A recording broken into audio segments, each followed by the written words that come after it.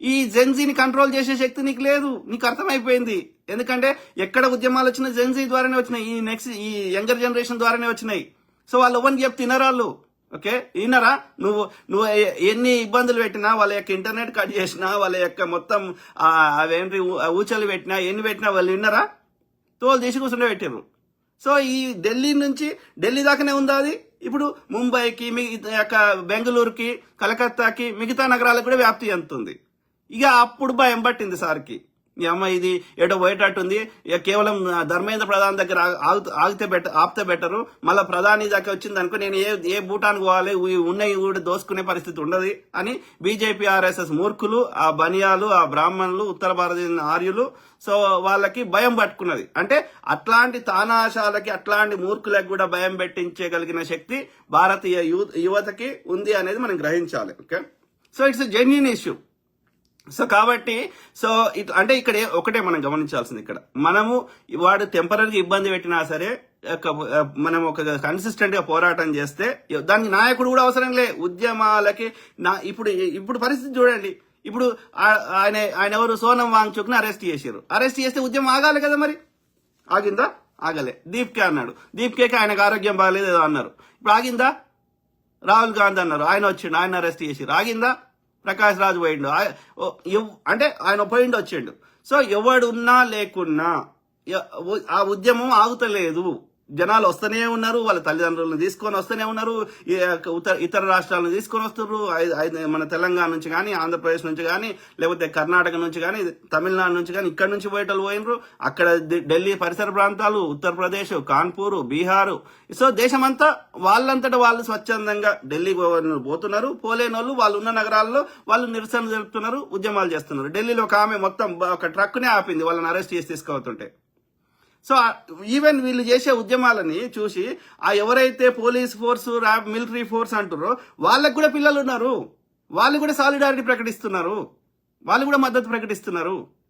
అంటే ఇక్కడ ఏమంటున్నా, వెన్ ద ఇష్యూ ఈజ్, సమస్య నిజమైనప్పుడు, సమస్యలో అందులో ప్రజలు ఫీల్ అవుతున్నప్పుడు దానికి నాయకుడు అవసరం లే, ఏం అవసరం లే. ప్రజలు స్వచ్ఛందంగా వాళ్ళు పోరాటం చేస్తే ఎవడైనా దిగి, ఎంత తానాష అయినా, ఎంత డిక్టేటర్ అయినా, వాడు ఎంత నియంత అయినా దిగి రావాల్సిందే అనేది ఇక్కడ మనం గమనించాలి. ఓకే, సో కాబట్టి ఇప్పుడు నెక్స్ట్ టైం లీకులు చేయమని చూద్దాం.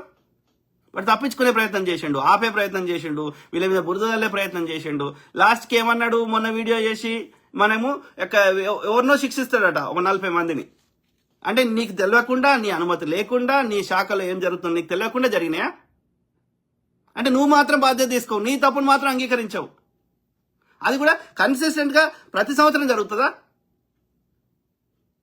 అన్ని కంట్రోల్స్ కేంద్రంలో చెలబెట్టుకోవాలి. ఏ రాష్ట్రం కూడా వాళ్ళ సొంత నిర్ణయాలు తీసుకోకూడదు. రాష్ట్రానికి ఉండే అన్ని పవర్స్ తీసేయాలి. ఇదేమి సంస్కారం? ఆలోచించండి మిత్రులారా. సో మూర్ఖులు అన్నట్టు, మూర్ఖులు. ఓకే, 1% కూడా ప్రజల మీద ప్రేమ గాని, గౌరవం గాని. భారతమాత అంటాడు. భారతమాత అంటే ఏంది? భారతమాత అంటే ఒక విగ్రహం కాదు, భారతీయులందరికీ ఒక సింబాలిక్ గా రిప్రజెంట్ చేసేది ఒక రూపం అంతే. ఎక్కడ భారతమాత లేదాడ, ఎక్కడో కూర్చుండి ఇట్లా అన్ని సింబం పట్టుకొని ఇట్లా కూర్చొని ఒక ఆమె లేదాడ. ఓకే, అర్థమైందా? భారతీయులందరికీ నువ్వు ఒక సింబాలిక్ గా వీళ్ళందరినీ, ప్రజలని ఆ రూపంలో నువ్వు కొలవడానికి సిద్ధంగా ఉన్నావు అన్నప్పుడు ప్రజల యోగక్షేమాలు చూడకపోతే భారతమాత అని విగ్రహాన్ని మొక్కితే కాదు కదా. అప్పుడు భారతమాతను మోసం చేస్తున్నట్టే నువ్వు. ఆలోచించండి మిత్రులారా.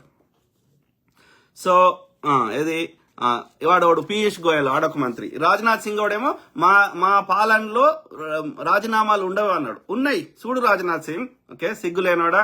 ఓకే, గులాంగిరి ఒక్కడు నీ యొక్క ఇది లేడు. వాడు పీయూష్ గోయల్ ఏమంటాడంటే, ఒక ఇద్దరు బొద్దింకలనంట లట్కాయించంటే ఉరిదీయాలంట. ఉరిదీస్తే మిగతా బొద్దింకలన్నీ భయపడి కామైతాయంట. ఎవరిని ఉరిదీస్తాడో చూడురా అయ్యా, పిచ్చి నా కొడుకులు. అంటే సిగ్గు, శరం, మానం, లజ్జ లేదు, ప్రజల మీద ప్రేమ లేదు, రాజ్యాంగం అంటే తెలియదు, ప్రజాస్వామ్యం అంటే తెలియదు, ఏమీ లేదు. నేను వీళ్ళందరి సంపాదన దోసుకొని వీళ్ళందరి మీద ఆధిపత్యం చేస్తా, అజమాయిషి చేస్తా. ఎవడివి నువ్వు? వీళ్ళందరూ అనుకుంటే నువ్వేడుంటావు? ఆలోచించగలుగుతున్నారా?